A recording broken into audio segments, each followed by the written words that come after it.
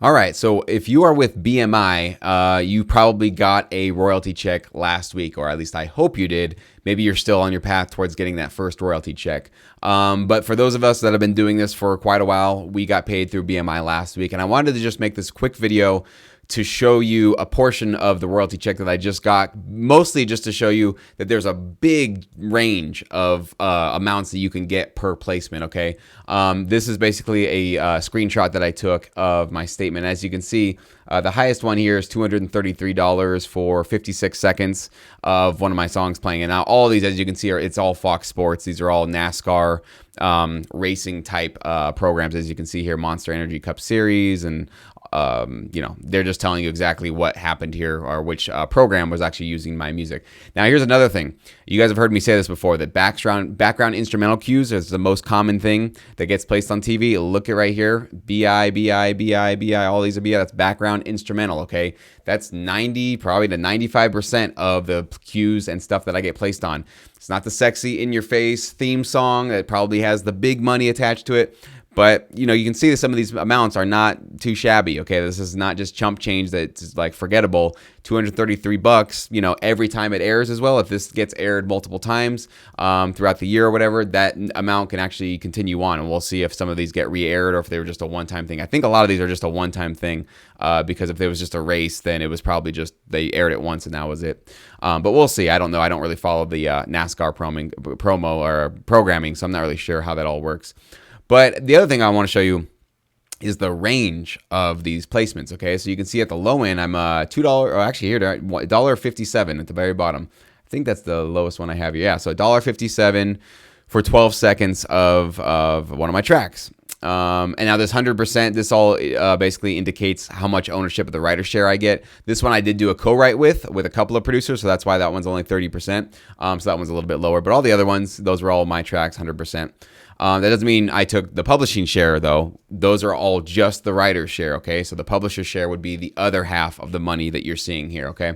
Which can be distributed through either sometimes just one library, sometimes it's a couple of distributors that help me get the placements. So everybody's earning a little bit with these opportunities, which, as you might have not noticed, or maybe you should be aware of this is a team effort industry. You can't do this by yourself completely alone. So you need to enable other people to get you placements and then reward themselves for getting you those placements.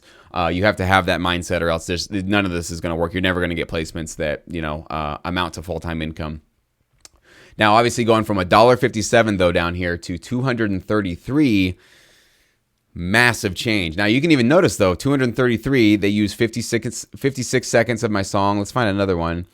This one used 59 seconds more, but paid me less. So you might be thinking, well, what's the deal? If you get more of your music played on a TV show, shouldn't you get more money? No, because the length of time that your track gets played is not the only variable that gets calculated when BMI or ASCAP determines your royalty amount. It's also the ratings, right? How popular this actual race was. As you can see, these are two different programs. This was the All-Star, I think quality, something like that. I don't know. And then this one was the All-Star race. So these are two different programs and two different TV shows essentially that were using it. So maybe one's on at 11 p.m. at night on a Sunday night, really low ratings. Maybe another one's like prime time, Thursday night at 7 p.m. or 8 p.m. There's probably vast differences in terms of when these were aired.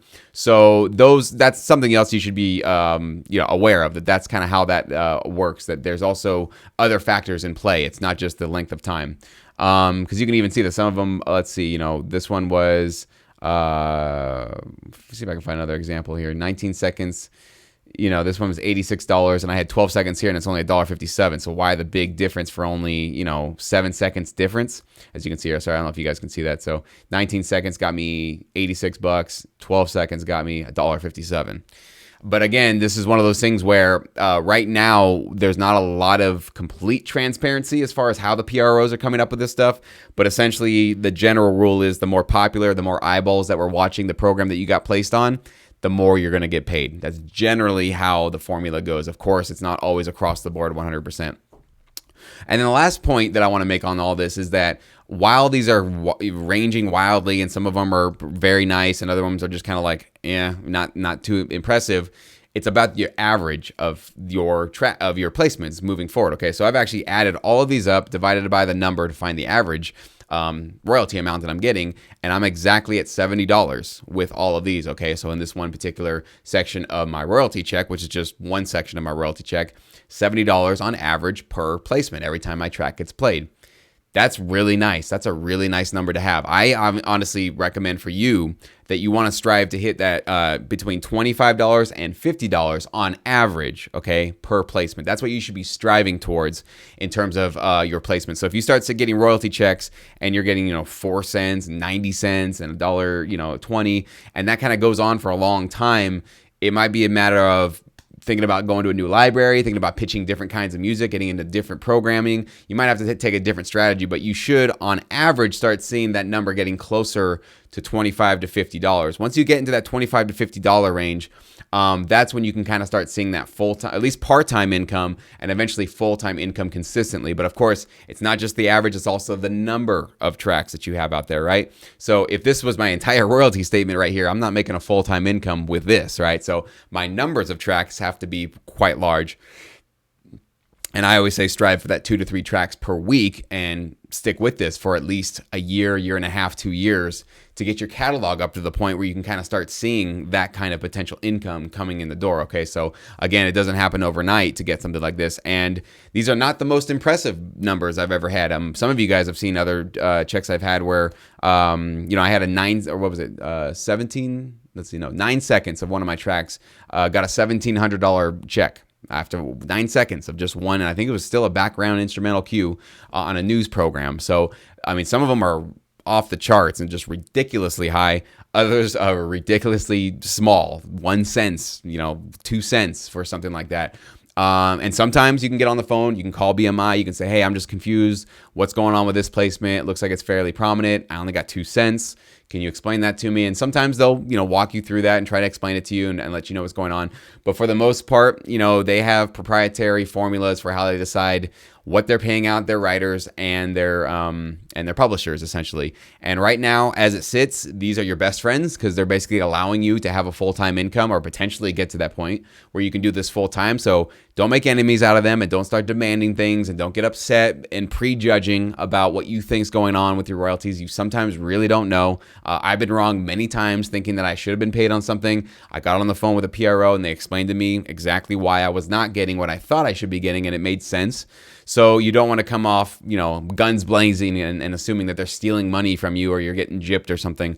It's not always obviously the case, right? It might be just things that you don't understand about how they're paying royalties. And the other thing is that like the royalties that they pay out to writers and producers, it always stems from the sort of level or the contracts that they secure with networks, right? So from quarter to quarter, year to year, there's a variation in the amount of millions of dollars that they have swirling around in their fund to be able to divvy out to their writers, okay? It's not like there's no external force just handing billions of dollars over to these PROs and going, all right, here's the money we're giving to songwriters this year. Go ahead and divvy it out. It's all in flux, right? Like, so if NBC wants to, renegotiate their terms on how much they're paying for their music licenses and performances from year to year or quarter to quarter, that's going to affect all of us. If it's going to go down this year, then all of us are going to take a little haircut as well. So all of this stuff is always in fluctuation, and that's the stuff that you can't control any of that. So don't worry so much about that kind of stuff, because what are you going to do? You can't do anything about that. All you can do is focus about what's in front of you, trying to get up your average level of royalty placement over the long haul so that you can start seeing this consistent income coming in right directly into your bank account. And so you can actually start doing this full time. That's the whole point of all of these videos that I put out for you guys. So anyways, hope this is a little bit motivating for you guys so you can see for yourselves what it kind of looks like. And I wish you guys the best. I really think this is possible as long as you want to work hard and go for it 100%.